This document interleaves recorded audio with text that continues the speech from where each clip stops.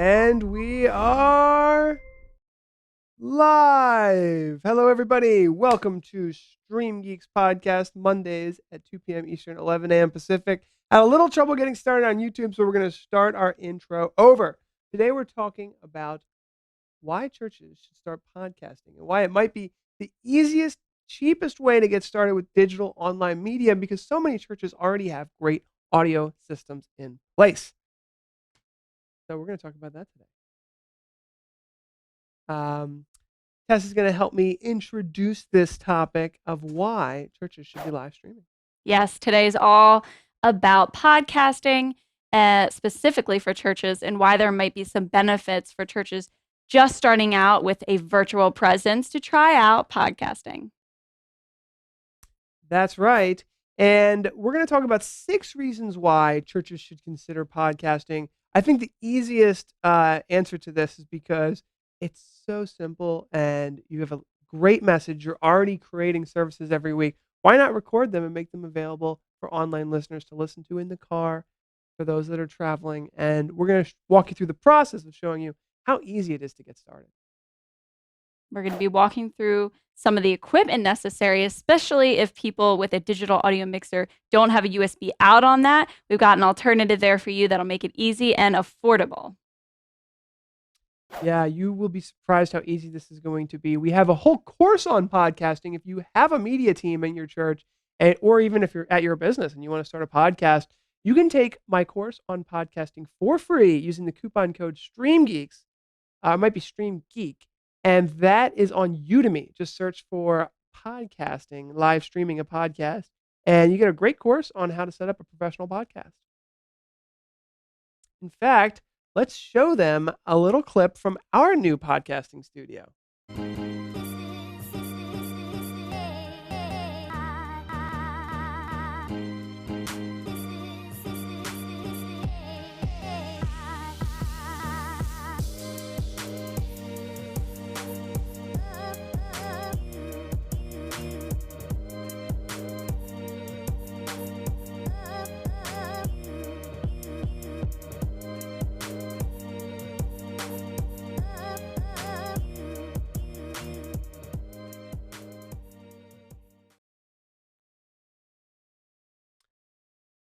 Oh, sorry, wait, back to me. We're also going to be recommending some of our favorite church podcasts that we have researched and found to be helpful, and hopefully you'll get some good inspiration from them. And we also have a free course on live streaming for churches that might be interesting to you. Just go to Udemy and take that free course. If you're not interested in podcasting and you just want to get right into the live streaming world of things, we can help you with that as well. Of course, we have plenty of videos and tutorials on that in the past. Finally, Scott Whitney is hosting our first ever certified StreamGeeks studio. Those of you who are with us for the first portion of the show are going to get a double dip on his cool setup. Let's check that out now in Las Vegas. Hey, Scott Whitney here at Podworks Studios here in Las Vegas, Nevada. Paul asked me to give you guys a tour of the studio, so let's go take a look.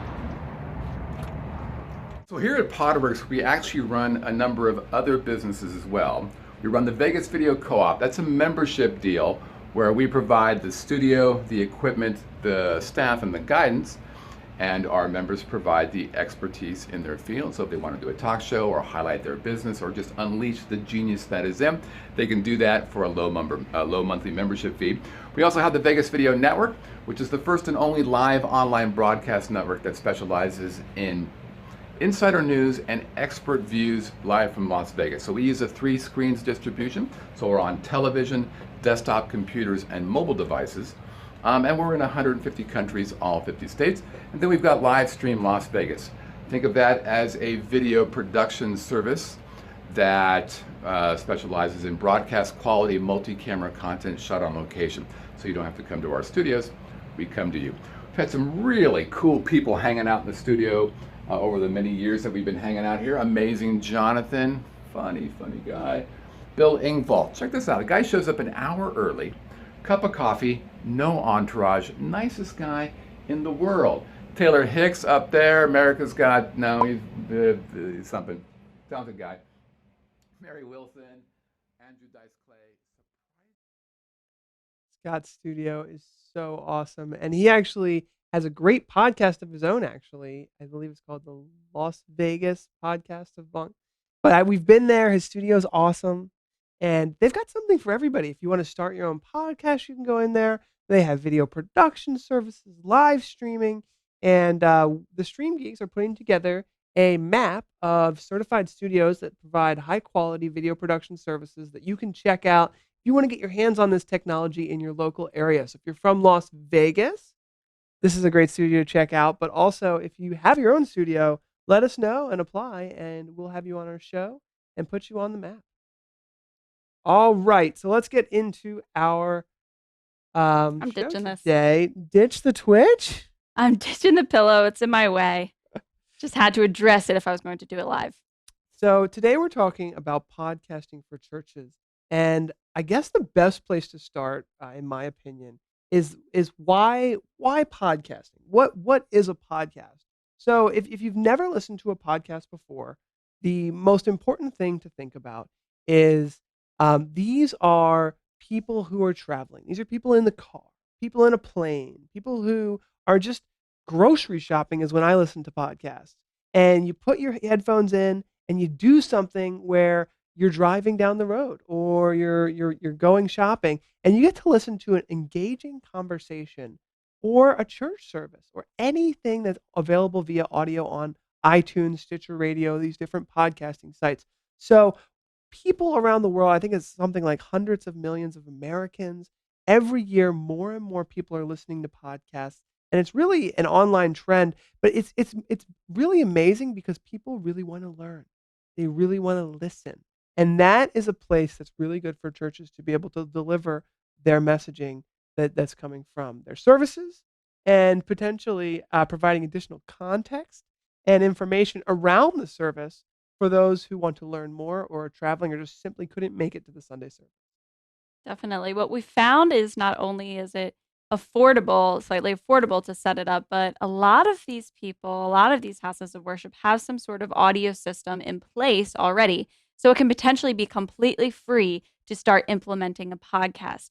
All you simply need is time. It takes a little bit of time, of course, but anything worthwhile is going to take that extra step in motivation. So you may or may not have all the equipment necessary to start a podcast with what your house of worship already has. And we'll talk about some of that equipment moving forward here.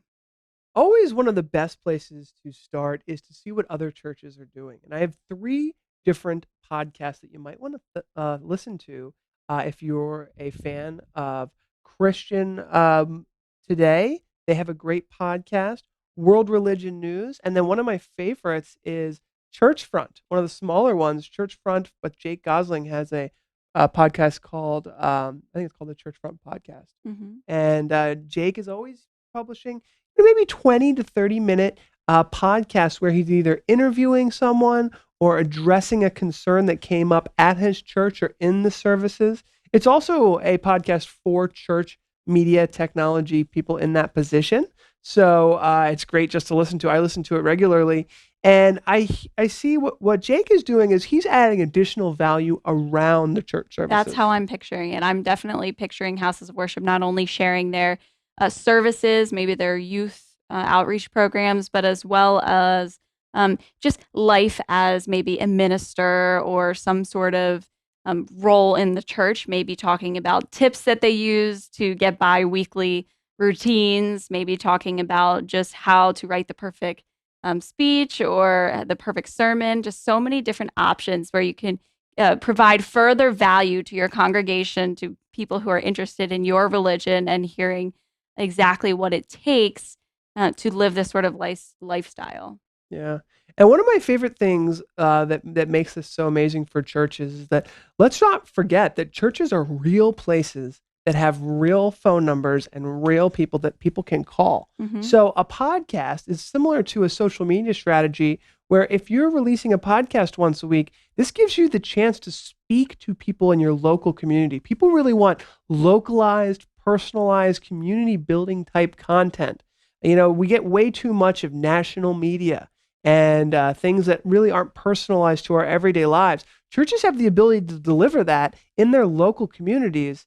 And it could be the one thing that makes someone say, you know what, I really want to call the pastor. I really want to speak to someone. I really want to get into church this week because they listened to something. It's just that one more, it could be a Facebook post. Who knows what it's going to be, but people can be in a place where they need that additional, whether it's love or, conversation or gospel, whatever it ends up being that you're delivering to them. It could be all sorts of different things that message ends up reaching them through the podcast and then makes them step through the door or share it with somebody they know that is in need. Let's read this one, Tess. Yeah, AJ is saying, I didn't even consider that they already have great audio set up. Not to mention that there is a church on almost every corner in Texas. And not to mention, I see a new church pop up every week. So that makes a lot of sense. It's a great way to help your specific church, stand out, set yourself apart from the others. I know it's, not supposed to be a competition, but I mean, you got to pay the bills, and you got to get people interested and invested in your congregation. So it makes sense to do something like this to try and make your stamp on your community. Yeah, and taking that a step further, the first place to start is to simply record the services. Now, many churches are recording the video and uploading it to YouTube and Facebook, and many churches are streaming the entire service. So the best place to start is to probably just record the services audio. And recording the audio and simply posting that as a podcast is a place to start. But I think that I would maybe take it a step further and take that recorded audio and have someone, maybe they're a volunteer, maybe they're in your church technology department, take certain segments that they really like, and then have an intro and say, hey, today, and give some context. Here's what the service was about. Here's the day of the week, because, these could be available via archive. Here's what's happening in our community. Here's the person that was baptized last week. Give it that real localized community.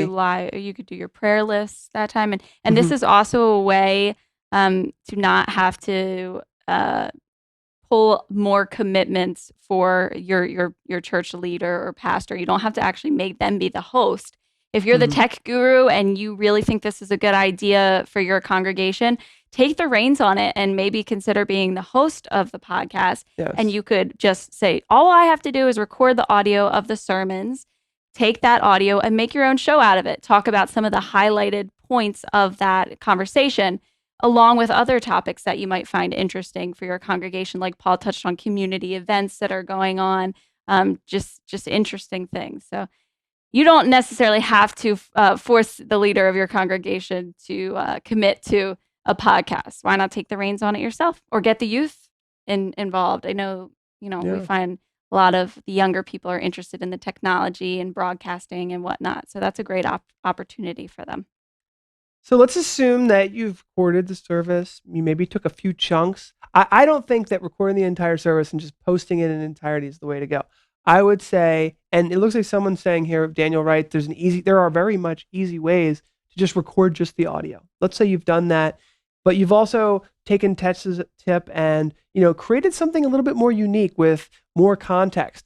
I think you have the chance to actually deliver additional value to the people who even attended that day, who really felt passionate about that service, can now listen to it again on their ride home, but this time they're listening to the service with context, with additional reflection from another person that they know at their church. So I think it's a great way to extend the value, reach into the week, reach into those spaces where people are driving home from work, not just saying that everything's going to happen on Sunday. Let's get into those other places where people need you, but you might not be there. Maybe they have to travel. Maybe they're dislocated. Maybe they're a shut-in. Maybe they've moved away from their local church, but still want to participate. I love the idea of being able to look back on the service and reflect on what was said and specific portions, especially if there's somebody hosting it, because people who have already listened to the service can get additional value,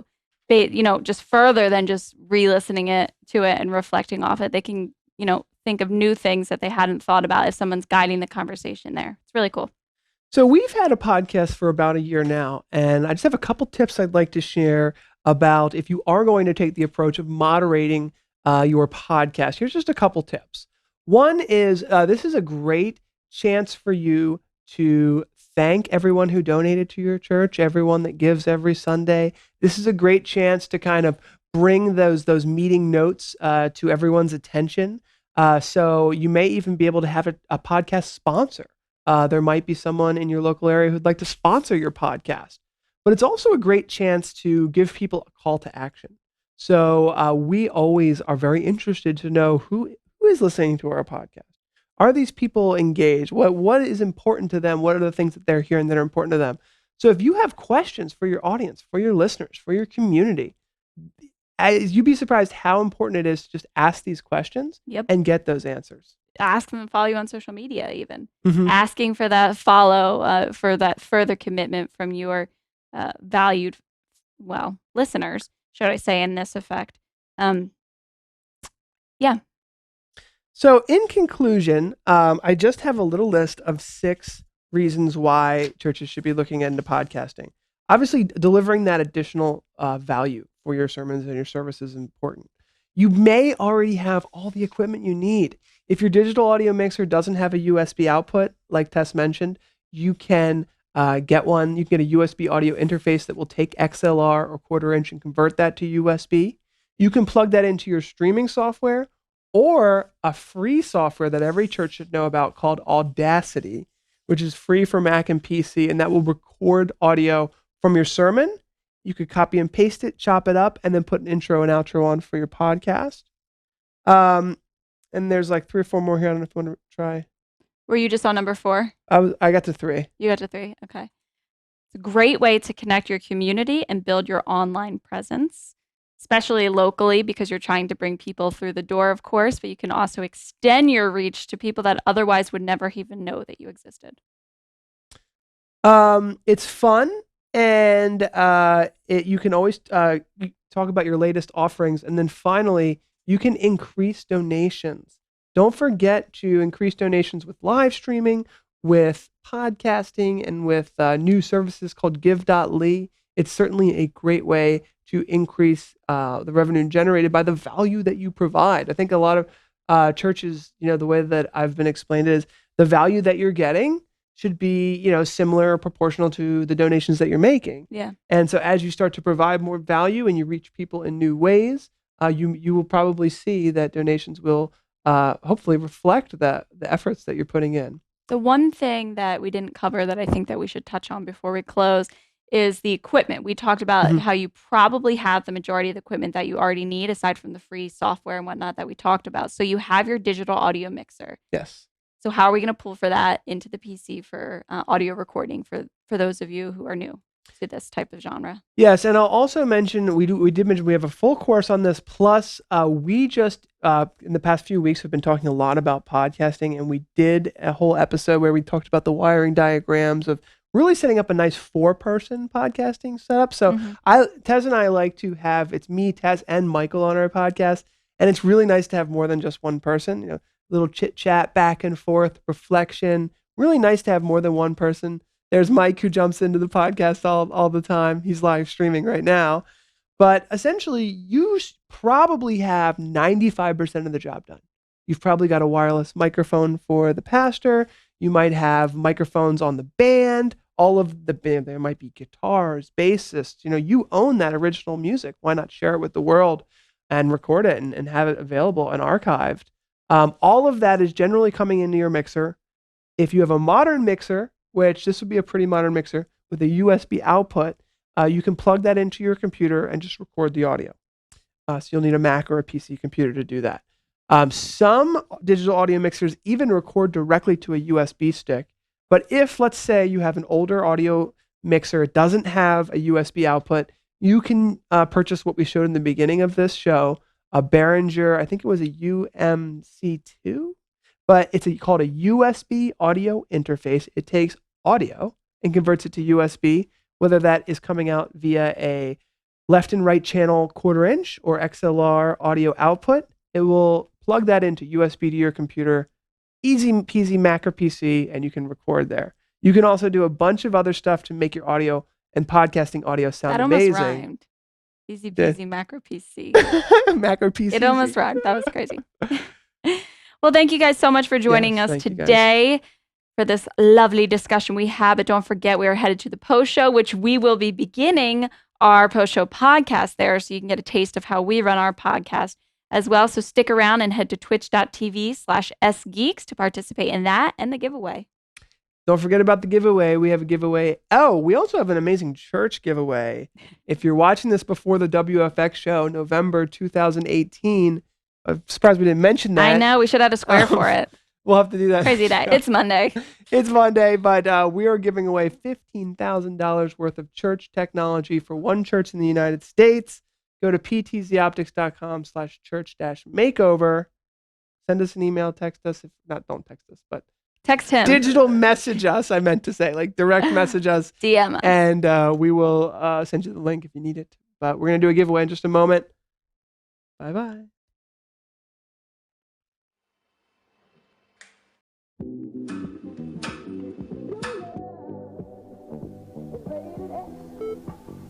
That means extra, extra.